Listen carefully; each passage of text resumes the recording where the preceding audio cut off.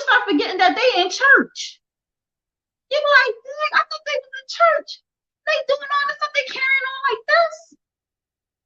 And listen, church bullies start off with a massive ego, an inferiority complex, and some intense jealousy. They seem to be doing their work more furiously today than in recent history, and seem like they are determined to create havoc and chaos for certain individuals. And if you want to keep peace among your ministry, keep reading to learn how to deal with bullies. So keep on reading into this show, watching the show to know how to deal with church bullies, because they come in many shapes and sizes. They could be the members of the church. They could be the people who in the choir. They could be the people in the pulpit. They could be the ushers. How many of y'all went to a church where you had an usher that had an attitude? Always want to throw their weight around. I'm usher. I'll tell you where to sit. You know, abusing their power as an usher. How many of y'all had pastors talking crazy in the pulpit and people co-signing them, knowing daggone well they ain't saying nothing that is of God? How many of y'all have been in the choir and been around that person who always suck their teeth every time somebody gets a solo, or always trying to hum high, louder than the soloist because they had some discourse with the soloist? Listen, this happens in a lot of churches. And if this has happened in your church, then woo, baby. All right. So I'm going to throw this on real quick, and I'm going to jump to the comments. But I want y'all to understand that there's a lot of people out here that are sharing in what I just talked about. All right. Wait a minute. Let me see if I can find it real quick. It's this one video. I think I'm going to start with this one. Let's talk about it, shall we? Oh, by now, I've been in church all my life. I was a pastor. You know what I saw constantly? And I did this too, so I'm not exempt. We would talk shit about each other in the church and turn right back around and worship God with the same people we just talked shit about. And of course, we justified our behavior. But my question is, if God, or at least the biblical God, is as powerful as we say God is, why couldn't that power cause us to walk in love and stop harming each other and talking shit about each other? I don't know. Just thinking out loud. And I already know some of y'all are going to choose to gaslight and insult me rather than address the topic at hand. But for the rest of y'all, let's talk about it. Let's talk about it, okay? Let's talk about that toxic church culture. The people that just keep talking about people behind their backs and all this different stuff. Now, I do call this adult bullying because it comes from all different sides. Adult bullies in the church. These adult bullies can bully children, teenagers, and other adults. How do they bully children?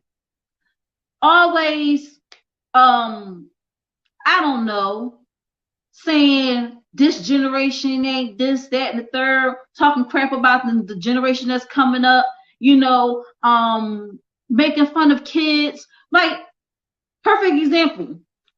Y'all know that kid that always, when I was in Canaan Baptist, we had children's choir. Love being on children's choir. All right. Now, this was run by Miss Jenkins. Shout out to Miss Jenkins. I hope she's doing well and everything like that. Haven't heard from her in a long time, but it was a time when,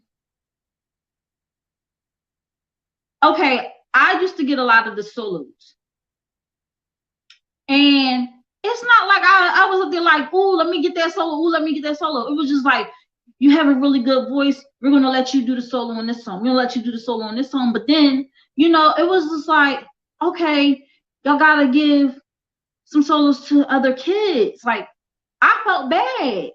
Because some kids be like, I want to do the solo, and they be like, no.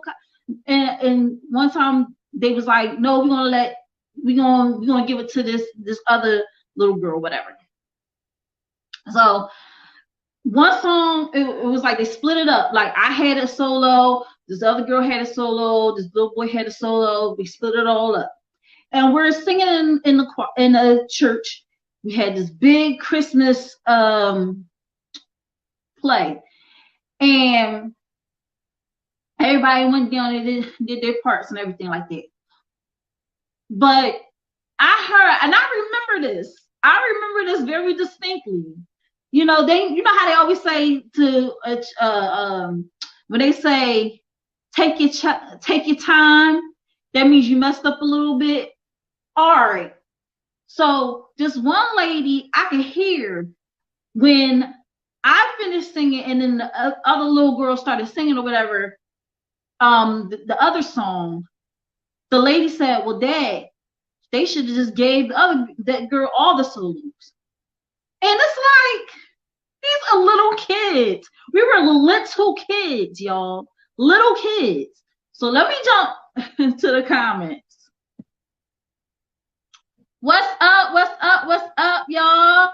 Oh man, let me go back. It's a lot. It's a lot. It's a lot. Shout out to Triple Lafar, my brother. You know, always jumping on here, showing me love. Let me see.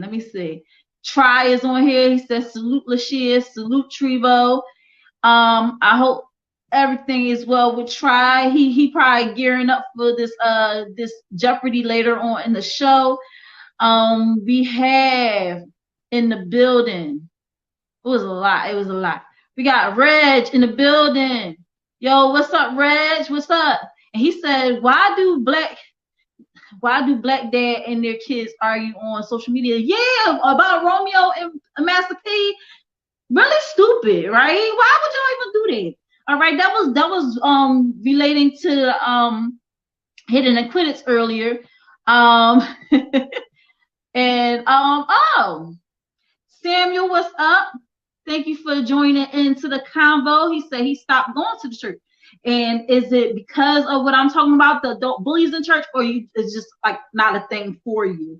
Like some people just don't like going to church because they're like, I can do my spiritual healing at home with my Bible. I can read my Bible and everything like that. Or maybe you just aren't a person that read the Bible, which is fine. That is your choice and your decision. Like, I'm not here to bash anybody. My thing is, I want to just bring awareness to this issue. It doesn't happen in every church, but when it does happen, it's just like you're going against what the Bible is teaching. Like, how could you say you know God and know that God was not a judging God? Well, I don't know. It's a lot of different things. You really got to be in the Bible, read the Bible and everything like that. But how could you say you are a Christian if you don't live your life like a Christian? You're doing everything against what? Like, it's crazy. It's crazy. Shibla Fahur says, way back when I was a kid, the pastor used to go crazy. And he said he hasn't been back since he was 13 years old. What's up, Ronnie? Thank you for joining in to Think Different TV. What's up?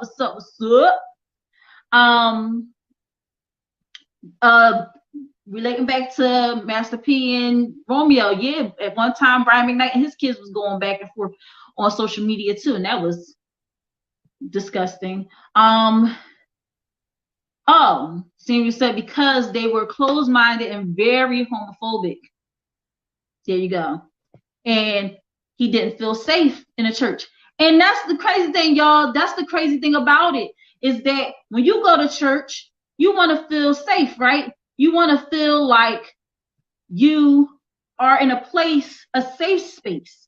And when you go to a place where you are ridiculed for how your hair is, how you talk, how you walk, how you dress, how you eat, how you sleep, how you preach, how you, like, it's hard to be in a space like that. And I can understand why a lot of people do not go to church. I understand it perfectly.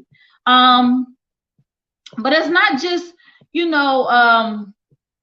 Baptist church.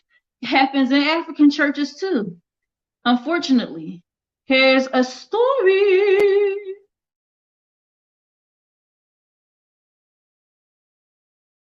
You know what? It's crazy, but I feel like this prompt was made for me. And I know it wasn't, but I say that because not too long ago, I actually was pulled into a meeting with my former church about why I left the former church and what can be done to help improve the youth and fix the problem of people leaving the church, right?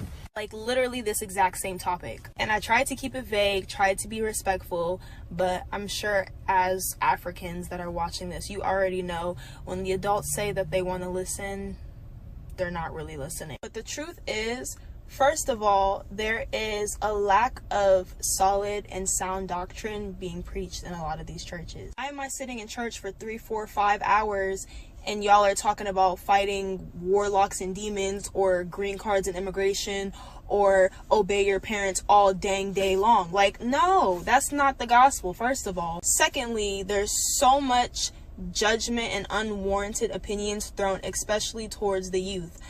And it makes you not even want to be in the room. It makes you not even want to come to church because you're uncomfortable. You have aunties looking at you sideways because you're wearing lots of makeup or lashes. I had one auntie who literally used to love me since childhood stop talking to me or even look me in my face because I wear anklets now. And in my own experience of growing in specific churches, I've seen so much hypocrisy, like beyond, I can't even get into it. It actually irritates me so much. Hypocrisy that would actually make you question the church and think to yourself, like, wait a minute, are we actually serving the Lord here? Like, what is going on? This doesn't make sense. Overall, I feel like the decline in youth really has to do with these churches being tailored towards the traditional African adult mindset and not really the youth or helping the youth grow. And you know what? I have actually yet to come across a church with these issues that listens to their youth when they express these problems. It seems to me like maybe that's the reason why they still have those problems.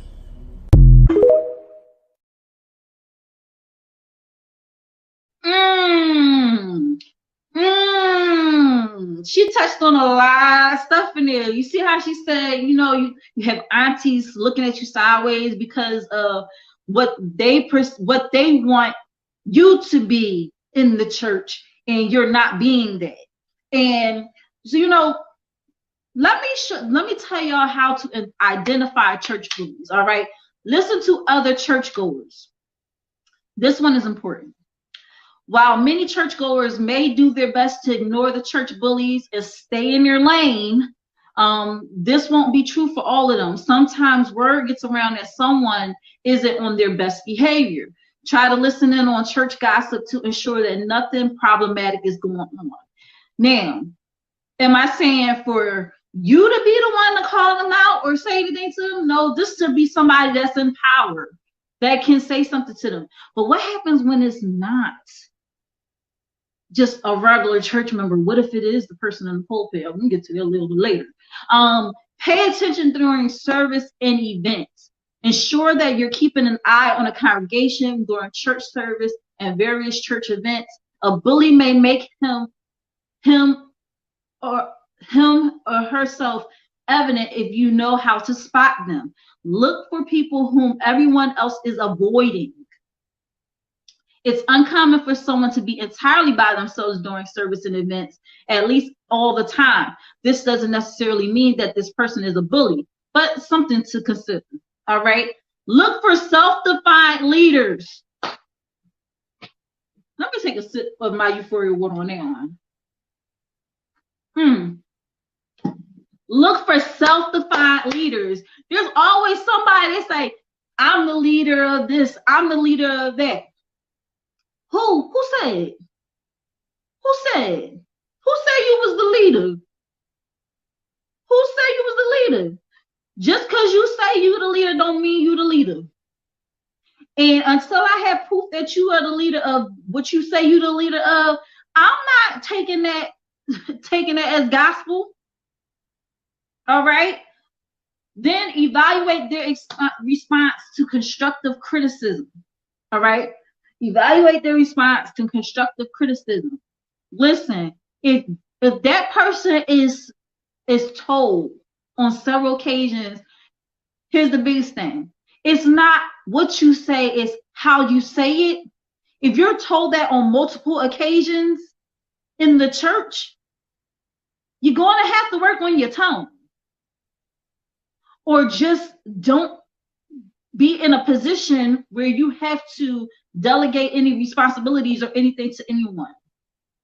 Because I'm telling you right now, church folk, they some sensitive people. They super sensitive.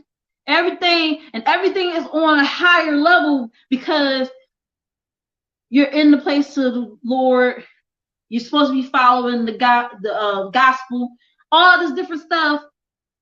So people are holding you to a higher standard in the church. So definitely. Let me show y'all some examples of how people can bully people in the church. This is going to be very interesting. Okay, so start from the very beginning and tell me what's been going on with you. You know, this is supposed to be a positive environment here in this youth group, and we just don't want to bring any negative experiences in here. We want to bring God our best. And, you know, all the new people that are coming to church, we don't want them to see that we have struggles that we deal with. We want them to see that everything is happy and encouraging and exciting, so that way they want to be Christians. So what is going on with the whole, I'm depressed, I'm like, what's going on with you right now? Today's the anniversary of your dad's death? Wow, sorry about that. But, you know, I really think it's selfish of you that while, you know, we're playing games in youth and everybody's getting excited because we're kicking off the new camp for this week for youth groups, I really think it's selfish of you that you're focusing all on yourself and you're sitting in the back crying. You know, I know what you're doing, okay? I know that you're trying to get attention. I know that you're not one of the most popular kids here, and you just want to bring all the attention onto yourself, okay? But that's not what youth group is about, okay? So I'm gonna have to ask you, first of all, to stop crying. Just dry it up. There's a tissue over there. Go get it.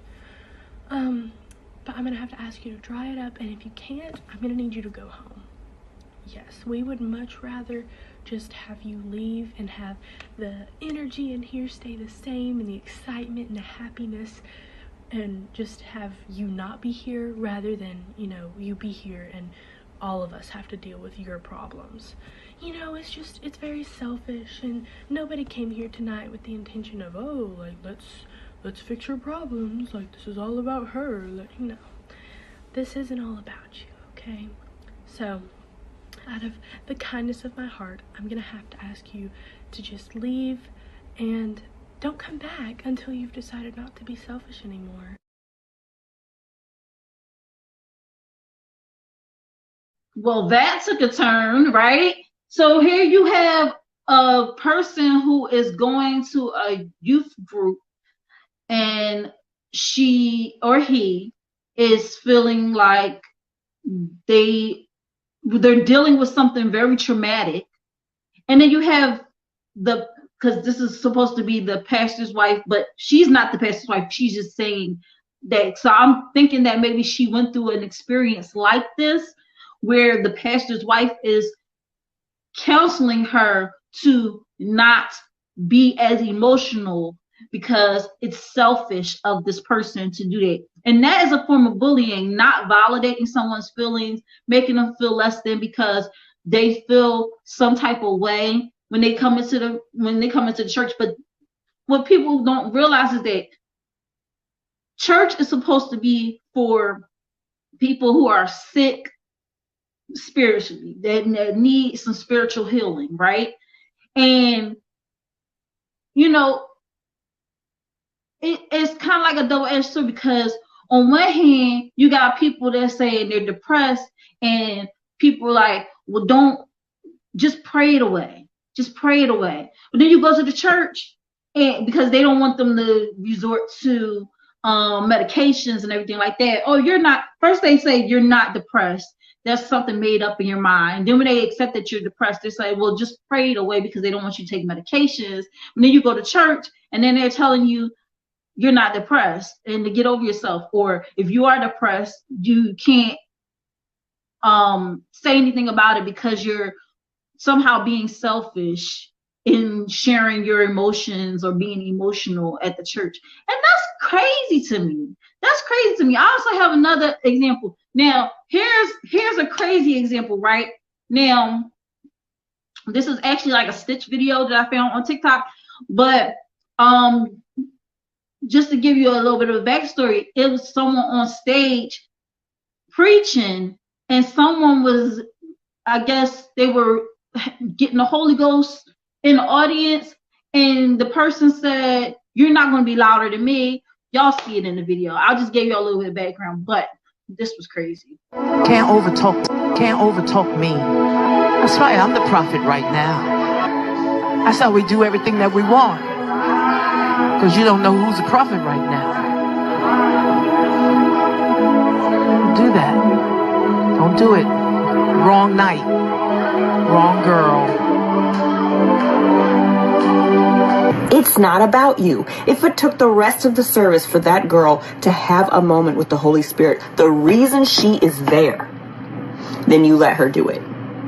This is not about you and uplifting you. This is about you uplifting the Lord and you being a vessel to do that.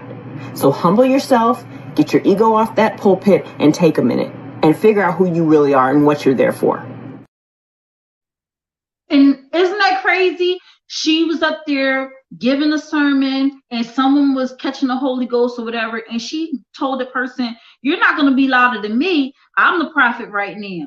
And this and third, and people was co-signing. People was co-signing her. And that's another thing. You can't be a sheep. You can't follow these people blindly. A lot of people are looking, because the person is supposed to be a vessel used by God to deliver the word. People start looking at that person as if they are actually God themselves. And a lot of these pastors have God complexes, which makes them think that they can impose rules and regulations that is not of God to regulate their church the way they want to regulate their church, but is not Christian. It's how they want it ran, how they want it run, so they can feel comfortable in their space, but it's making other people uncomfortable in doing so. So here's another one. Let me find the other one. Here we go. This one. You're a pretty woman, but eat what you're supposed to eat, and don't eat 5 of them. I don't. All right. You know what the Lord gave me to say.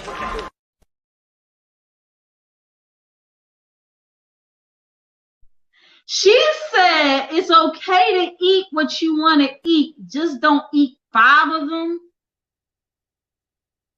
Did she really come at this lady's neck in front of all these people? Like, so you got the mic, so you think you could just talk to me only no type of way? And I think the lady was caught off guard. She just didn't know what to say after that. She was just like, she was freaking lost. This is what I'm talking about. This is what the bullies look like. But people are sitting in the audience laughing, not really calling the person out. And this is a real problem. This is a big problem in the church. If you see somebody acting like this, I don't care if they the pastor. Call them out. Call them out, because this is the reason why so many people don't want to go to church, why they don't feel safe. Like Samuel said, they don't feel safe in the church because of stuff like this. Let me go to the comments real quick. Here we go. So, wow. He said, that a homophobe who is a Christian yelled that he was going to hell because he was gay. And these are people in the church. And nobody's calling them on it. He said, Samuel also said people should be able to express their emotions, which is very true. Everyone should be able to express their emotions when it comes to, you know, when they're out and about, when they're at church, especially when you're at church. Isn't this a place where you're supposed to do spiritual healing? How can they know what to heal if you can't express what it is that need healing? Just simply telling somebody they're not depressed does not help the depression. Just telling somebody that they're not gay is, I mean, that's not going to stop them from being gay. I don't understand like where the logic comes in. So it's just really crazy. So let me show y'all another example of this. Let me show y'all another example of this. Which one can I use? This was actually a guy who was really excited to speak in front of the congregation, but was told that he couldn't because of something very disturbing. Name one thing about church culture that you wish would change. I'll go first. So this is a funny one, but not really. When I was in college, I was an intern at a local church. And one morning I showed up. I was scheduled to be on the platform to do the scripture reading or prayer or something like that. And I saw the group of people getting ready to go up front. And so I went over to them. I approached the elder and he looked at me. He looked down at my neck area and he said, "Where's your tie?" And I said, I didn't wear one today. He said, "Okay, I'll go find someone else to replace you for today." And he walked away. And I just stood there like, what just happened? I guess I was disqualified from being up front that day. And I laugh now and I laughed then because it's ridiculous. But the sad truth is that it's not so funny. In church culture, we spend a lot of energy deciding who's in and who's out, who gets to be up front, who's ordained, who's qualified. The vigilance of the us versus them barriers is something that I think is really antithetical to the way of Christ. This is something about church culture that I really wish would change.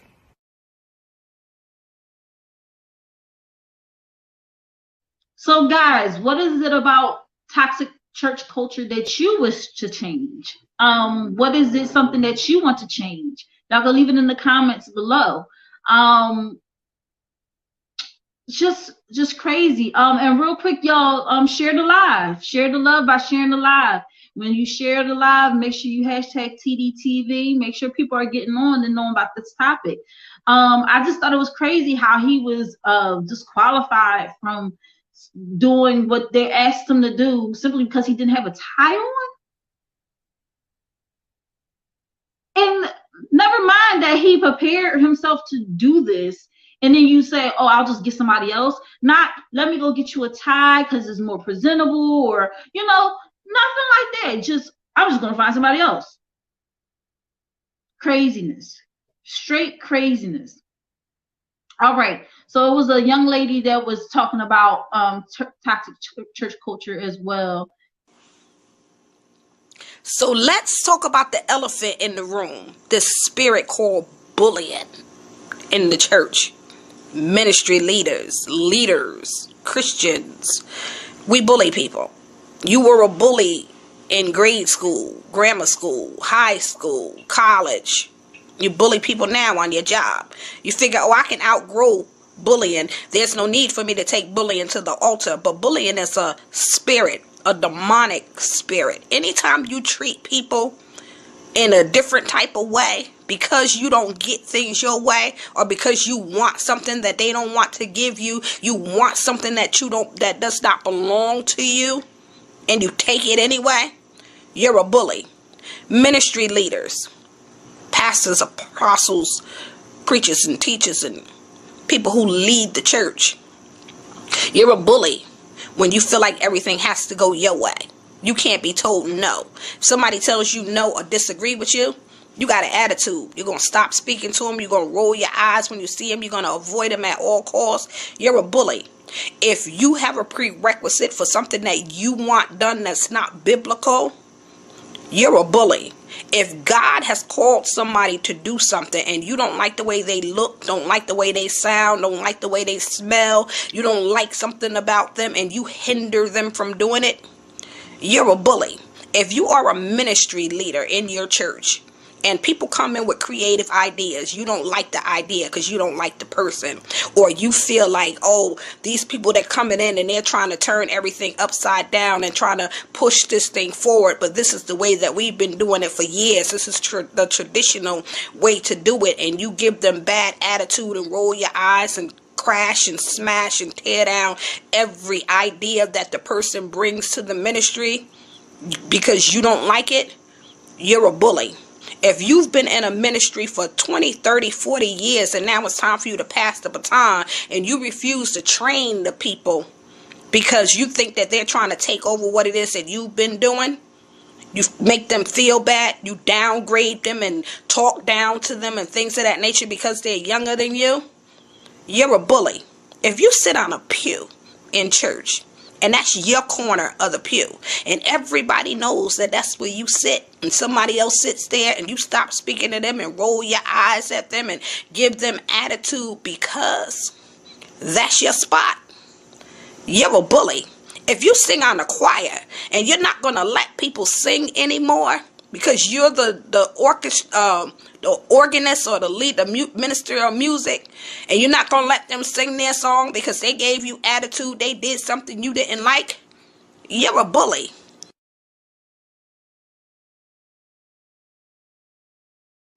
She was preaching. She was preaching. Yo, when she talked about the part where when she said you gotta pass the baton and you refuse to train people to take over. When she's talking about the elephant in the church is real, y'all. The elephant in the church is real. And I'm glad that she brought that up. And so did this young lady, because she's actually tried to stitch the video, but she couldn't. So she just recorded her own video to follow up on what the other young lady said. Hi there. I came across your video last night about the elephant in the church, and it just really just brought like so much confirmation to me, and I'm so glad that you spoke on it, because recently, you know, the Holy Spirit like revealed to me that that's what I had experienced. And literally I wish I could have stitched your video, but I couldn't stitch it. But like literally everything that you said in your video I have experienced, and I didn't know how to voice that because I never really thought, the thought never came across my mind that I would even be bullied in the church. And it was hard. It was very, very hard for me. Very, very hard for me. It was like there were literally times where I came home from church and had no peace. And I knew that it was not of God, that some of the things that I was experiencing, and out of all things, you know, in those times, in those moments, I wanted to please God more than ever. And it just hurt my feelings. And I tried to, me at the time, trying to keep the peace and not really try to bother anybody. I realized that I was really doing myself more harm on the inside by keeping silent about that. But I thank you so much for just making that video, because even that just bears witness with my spirit, and just also with what the Holy Spirit had revealed to me, because I am in that mode of recovering from that. Because it's real hurtful to have people slander you in the church, to tell you that you're not anointed, to try to bully you out of a position, to make you doubt the voice of God, to make you feel like you're not doing the things that has been traditionally going on. And I just thank you so much for that. Like, it's really, thank you. Because like I wish I had the words. I did not know. And you know, and even in that there, you know, I noticed that over time in my life that you know, a lot of things I kept silent about, you know.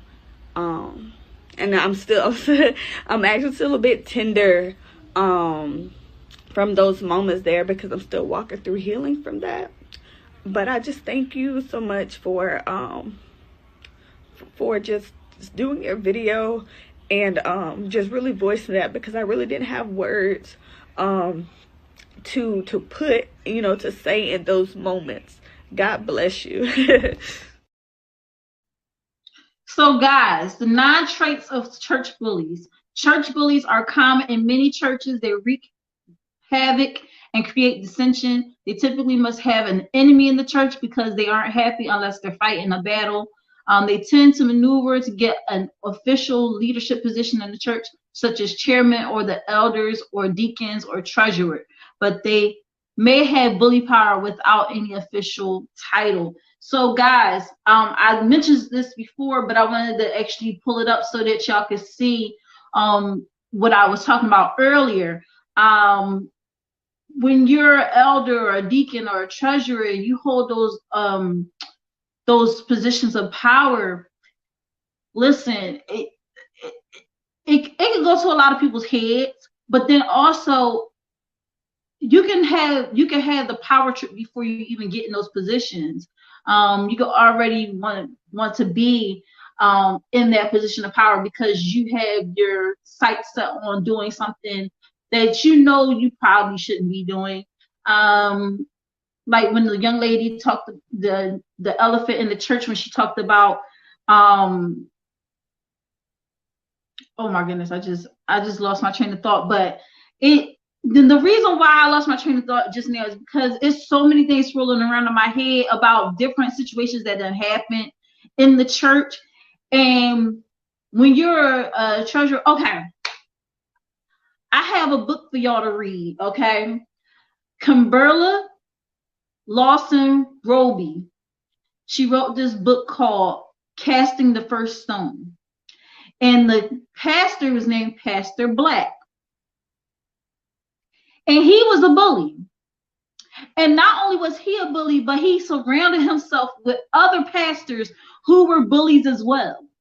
And he was a bully in the ways like he knew that he had a position of power. And so he used it to get whatever he wanted. All right. We're talking about multiple women.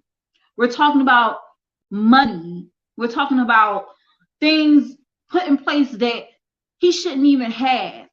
And Too Much of a Good Thing, which was the second book in the installment, he, because in the first book, something happens and he ends up, you know, trying to recoup his life or whatever, but he ends up turning around doing the same exact thing.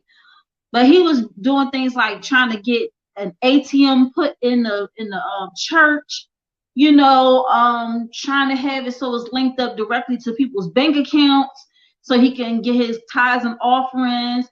You know, a bully pastor is someone who is not of God, who is not trying to do anything. Like, you ever realize you're oh, here's a good story. So I was watching a video where this guy was talking about how his mom had passed, and you know, for all the years that she'd been alive, she was going to this particular church.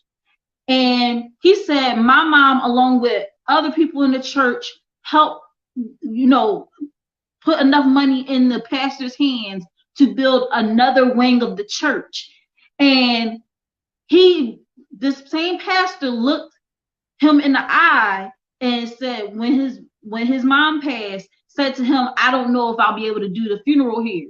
And the guy said, listen, if you don't do my mama's funeral here, you won't be doing another, because I will burn this place down. He was like, It makes no sense that you've been taking my mama's money for all these years, or his grandma. You've been taking my grandma's money for all these years, and you know my granddaddy brought her to the church and pretty much was like, oh, I'm a just sit in the parking lot, because he was like, because my granddad knew you was full of crack, and he was like, go ahead and play around if you want to. I got the gas in the car. And that pastor, sure enough, did his grandmama's funeral, because that's another way of bullying. You can't be sitting there taking people's money and then something like having a funeral for them at your church. You like, oh no, I'm not going to have no funeral, or we won't be able to do it, or whatever. Why not? That's using your position of power to get what you want and not be able to give back. And you ever try to get, you notice you giving tithes and offerings, and you know this is a big church, and tithes and offering, and they stay having a building fund. The building is never paid off. The mortgage is never paid off on the building. They've been around for years and years and years and years and years. Where's y'all money going to? All these pastors out here, these big, taking people money. Now I guess there could be a difference between corrupt pastors but what about that pastor who put his hands on the lady, and I think that guy just got arrested for fraud charges. That same bishop we was talking about, same pastor we was talking about months ago, he just got arrested on fraud charges, and I think he was the same one that got robbed at his church and then turned around and put his hands on the woman, thinking the woman was going to go and harm his wife. He said, well, I thought she was going towards my wife to go harm her and my child, so I had to do what I had to do. And it's just like, yo, there's another pastor, he was telling people, oh, well, my sister, she just started a church down the street, and I don't want nobody going there because that's not of God. And my mom, it was just a whole bunch of stuff. Listen, there's a lot of people preaching right now who are not of God, who are not really the vessels that are supposed to be used to preach the word of God. And somehow or another, they got put in these positions, and now they're there. And it's hard to get rid of them. And they never been about doing the right thing or preaching the word the correct way, but they're somehow in these positions, and there's people co-signing them. And the people that try to do something about putting them, they get talked about, rumored about, all these different things too. And sometimes the rumor can be coming from the pastor himself. Well, I don't know how Sister Jenkins gonna say something about me not being a good pastor in the church, but she she popping pills and doing all this different stuff and just saying all this crazy stuff because they feel threatened and they feel like their position is being threatened. And so they're like, I'm going to lash out any way I possibly can. Let me go back to the comments. Bishop Whitehead. Yup. That's his name. Yup. Bishop Whitehead. Thank you, Samuel, for that. And Samuel also said that he wanted the church to be more accepting of the LGBTQ culture, which is in time this may happen. I think that sometimes it gets to a point where you get tired of wanting to be accepted and you just want to start your own. You just want to have your own. You just want to have your own. Not saying that people should be segregated or people should not be side by side, you know, LGBTQ and straight people shouldn't be side by side, you know, worshiping God. I'm just saying, like, there are a lot of churches out there that do accept, and what I find is that a lot of people try to be accepted in places that they're not accepted, and just because I would just go to somewhere I was accepted. You get what I'm saying? At this point in time, because there's so many different churches out there, so many different churches that accept us, accept LGBTQ people, that, like, you don't have to go to that church. It was one situation where this guy, this pastor, he actually, it was this pastor, he called out this one man because he was actually dressed as a woman at the church. And he said that, like, every time I was hearing parts of the story, I was like, that makes sense, that makes sense, that makes sense, that makes sense. But, you know, and I could go on and on about the church culture and the toxic church culture. It's not very favorable in women's cases either, because apparently we are temptresses, and we just got, you know, we're just Jezebels, and we walk around when we wear clothes too tight or our skirt just is a little bit above the knee. We're trying to tempt the men of the church. And oh my gosh, it's just so crazy. I actually found a video for that too.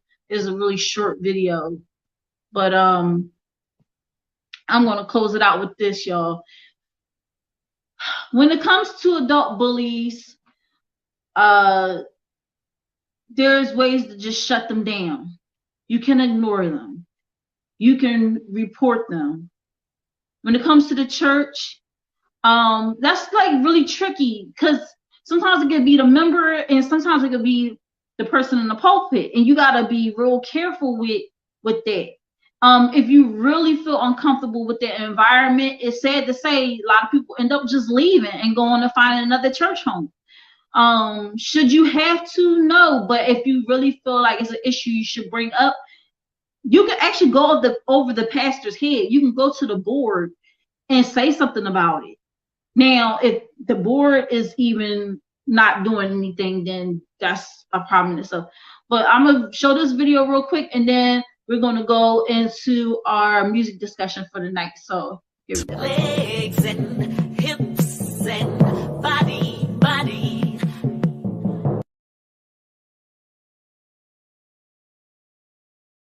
So pretty much what they're saying is that what toxic churches are reducing women to is legs, hips, and body. They're not even, they just say that that's all we are in the church. That's how we're such temptresses and we're Jezebels and this, that, and the third, which is absurd.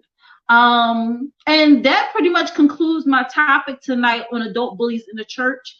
Like I said, y'all, please check out the other parts that I have available for you guys. That's on YouTube. Recently, I just checked the number on episode 50, which was last week. It has 96 views right now. So make sure y'all go and check that out. That was adult bullying in the family. And like I said, this entire series is a 5-part series. And so the first part was adult bullying in the workplace. Second part was adult bullying among friends. Then we had adult bullying in the family, and today was adult bullies in the church. And next week will be adult bullies, cyberbullying, which it can still happen to adults. All right. Let me see what I'm going to jump into now. So if y'all have any additional comments, please leave them below. But that pretty much sums up the topic for tonight. That was our hot topic. I'm coming in hot.